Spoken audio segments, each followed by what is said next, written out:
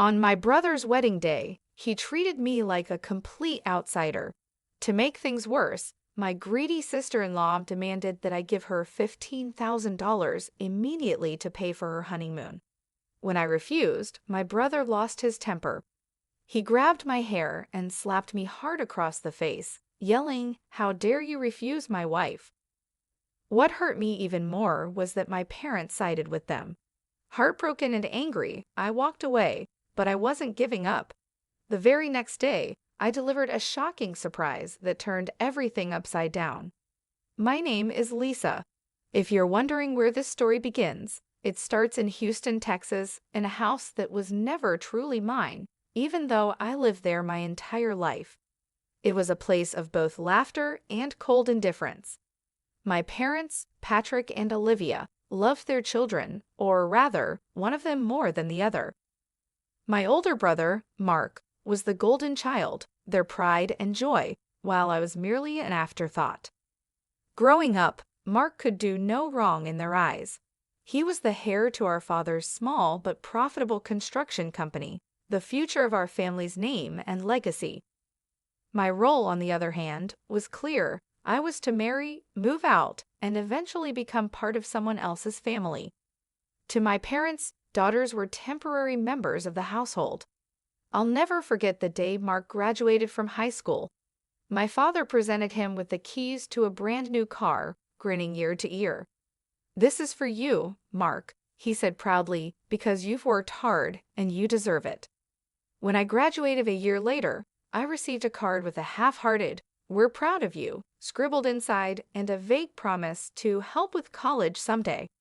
I knew my place. Mark was the star, and I was the supporting act, but I couldn't live that way forever. When the opportunity came, I left Houston and moved to New York City for college. I enrolled in a business administration program, juggling classes and a part-time job as a data analyst to make ends meet. It wasn't easy, but it was worth it. The distance gave me a chance to be free from the constant comparisons and overshadowing presence of my brother. My parents barely kept in touch, except for occasional calls filled with updates about Mark's achievements. Mark had joined the family construction business and was already making a name for himself. "He's doing so well," my mother would gush. "You should call him sometime, Lisa. You could learn a thing or two." I would nod, bite my tongue, and hang up. It was always the same story. Then, one evening, I received an unexpected call. It was Mark. "Lisa," he said, his voice bubbling with excitement. "I'm engaged. Her name is Anna, and she's amazing.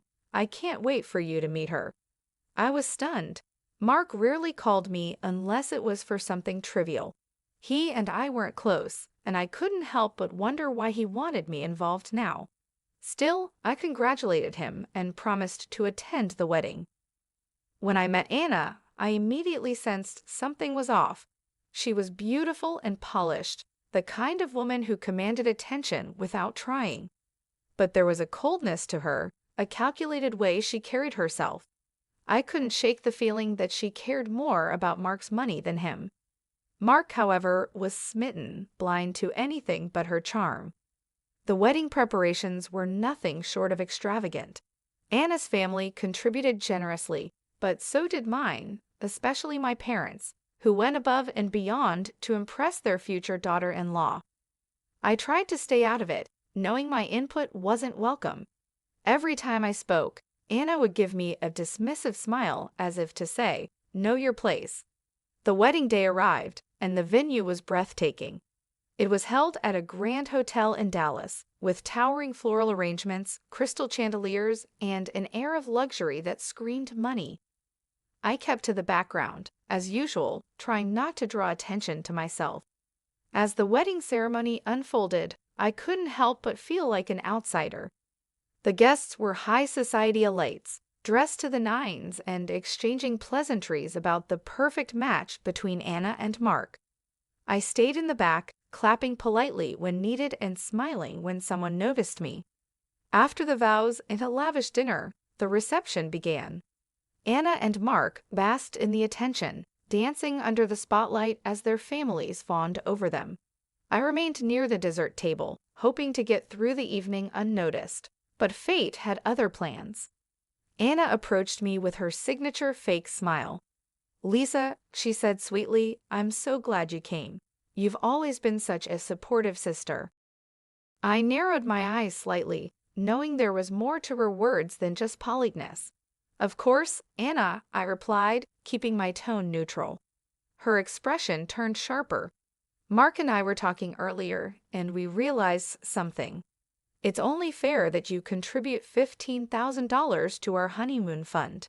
I mean, your family after all." I froze. "Excuse me." "You heard me," she said, her voice dripping with entitlement. "Mark and I think it's the least you can do to support us." Mark appeared at her side, nodding in agreement. "Yeah, Lisa," he said, crossing his arms. "It's not a big deal. You've got a good job now, and we could really use the help." I shook my head in disbelief. "No, that's not happening. I worked hard for my savings, and I'm not giving you $15,000 for a vacation." Anna's smile vanished. Her eyes flashed with anger as she took a step closer. "Wow, Lisa, are you seriously this selfish? It's no wonder your family barely talks about you. You've always been jealous of Mark and me." "Jealous?" I shot back, my voice rising. "You think I'm jealous of this circus? I'm not handing over my money just because you two decided to live beyond your means." Her face reddened, and she opened her mouth to retort, but Mark beat her to it. His expression darkened as he grabbed my arm roughly and yanked me forward. "You're embarrassing us," he growled. "Stop acting like a child and do your part." When I refused to back down, he grabbed a fistful of my hair, pulling hard enough to make me stumble. Before I could recover, his hand came down across my face with a sharp crack. The slap echoed through the room, silencing the chatter around us. My cheek stung, and tears welled up in my eyes. "You're a disgrace to this family," Mark shouted. "You've ruined everything." I stood frozen, stunned by the sheer audacity of his actions. My parents, Patrick and Olivia, rushed over, but instead of defending me, they sided with Mark. "Lisa," my father said coldly, "just go. You've caused enough trouble for one night." I looked at them, my vision blurred by tears, and realized I was completely alone.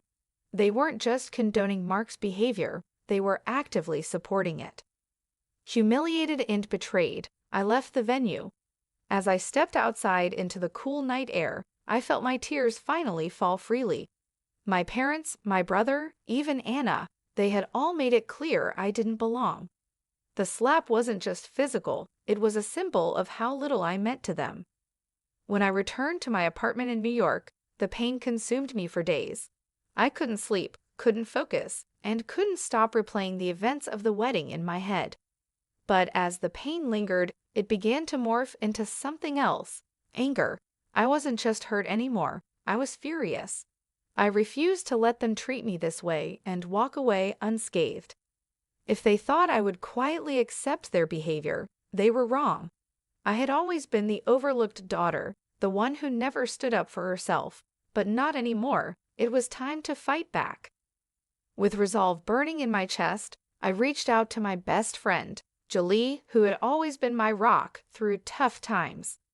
I recounted every detail of the wedding day, from Anna's outrageous demand to Mark's violent outburst. Julie was livid. "They can't get away with this," she said firmly. "You've put up with their nonsense for far too long." I nodded. I'm done letting them walk all over me, but I don't just want to stand up to Mark. I want to expose Anna. There's something off about her. I can feel it. Julie agreed, and together, we hired a private investigator to dig into Anna's background. If there was even a shred of dirt to be found, I was determined to use it to bring her down. After weeks of painstaking investigation, the private investigator delivered results that left me both stunned and vindicated. Anna wasn't the picture-perfect woman she pretended to be. She had a trail of fraudulent activities behind her, including embezzlement, credit card fraud, and even ties to a fake investment scheme. Her wealth wasn't just inherited, it was built on lies and illegal activities. Armed with this evidence, I contacted the authorities. They launched an investigation into Anna's finances and business dealings, quickly uncovering enough to warrant her arrest. Within days, Anna was taken into custody. Watching her face plastered across the news in handcuffs was a moment of sweet justice. A few days after Anna's arrest, Mark called me. His voice was uncharacteristically subdued. "Lisa," he began hesitantly, "I don't even know how to say this, but I'm sorry." I remained silent, letting him continue. "I didn't see it. I didn't see who she really was, and I didn't see you. I've treated you terribly, and I can't undo the past, but I want you to know I'm ashamed of what I've done." His words were a step in the right direction, but they didn't erase the years of pain he had caused me. "Mark," I said finally, "your apology is a start, but it's going to take a long time for me to trust you again." "I understand," he replied, his voice heavy with regret. "I filed for divorce. I know it doesn't fix everything, but it's a start." Just when I thought the nightmare was over, Julie called me with unsettling news. "Lisa," she said, her voice filled with urgency, "Anna's out on bail. She's using her connections to twist the story and paint you as the villain." I felt a surge of anger and disbelief. Anna wasn't just trying to save herself. She was actively trying to destroy me. According to Julie, Anna had fabricated lies, claiming I was behind her financial crimes, and that my actions stemmed from jealousy and a vendetta against her marriage to Mark. Fueled by anger, I knew I had to act quickly. I gathered all the evidence the investigator had found, including documentation of Anna's fraudulent activities, and handed it over to my attorney. I also worked with the authorities to ensure Anna couldn't manipulate the legal system further. The court proceedings were intense. Anna's lawyers tried to shift the blame onto me, but the mountain of evidence against her was overwhelming. Bank records, forged documents, and testimonies from her past victims painted a damning picture of her crimes. Mark testified in court, admitting he had been unaware of Anna's illegal activities, but fully supporting the case against her. It was one of the few times I felt he was genuinely on my side. In the end, the judge saw through Anna's lies. She was convicted of multiple counts of fraud, embezzlement, and financial misconduct. The sentence was severe, 10 years in prison and a hefty fine to repay her victims. Watching her led away in handcuffs for the second time was a moment of immense relief and closure. With Anna behind bars, the dust began to settle. Mark made a sincere effort to rebuild our relationship, attending therapy to address his behavior and genuinely apologizing for the years of favoritism and neglect. It wasn't easy to forgive him, but over time, I saw his remorse was real. My parents also tried to make amends, though their apologies felt less genuine. They acknowledged their mistakes, but struggled to truly change. I kept them at arm's length, choosing to focus on my own healing rather than their approval. I realized that my strength came not from their validation, but from standing up for myself. I had reclaimed my dignity, exposed the truth, and ensured justice was served. Months passed after Anna's sentencing, and life in New York took on a new rhythm. My apartment, once a quiet refuge, now felt alive with possibilities. I'd taken a leap and started my own consulting business, helping small companies navigate data and analytics. The experience I gained juggling college and work was now paying off, and for the first time, I felt like I was shaping my future on my own terms. Julie remained a constant in my life, her unwavering support reminding me that family wasn't just about blood. It was about the people who stood by you when it mattered. Together, we celebrated every milestone, no matter how small, and dreamed about what was next. I reconnected with my passion for painting, something I'd set aside during the chaos of my childhood and early adulthood. My tiny apartment's walls began to fill with bold colors and abstract shapes, expressions of freedom I'd never felt growing up. Art became my therapy, a way to let go of the pain and create something beautiful in its place. Mark and I spoke occasionally. True to his word, He was working to rebuild our relationship. Therapy had softened the sharp edges of his personality, and while I wasn't ready to forgive everything, I saw a glimpse of the brother I'd always wanted. He even supported my new business by referring clients from his own circle, a gesture I never thought I'd see from him. As for my parents, their apologies felt hollow, but I'd learned not to seek their approval anymore. They were part of my past, not my future. I kept my boundaries firm, ensuring they couldn't pull me back into the toxic dynamic that had defined my childhood. One crisp autumn afternoon, I stood on the balcony of my apartment, watching the golden hues of the sunset reflect off the city skyline.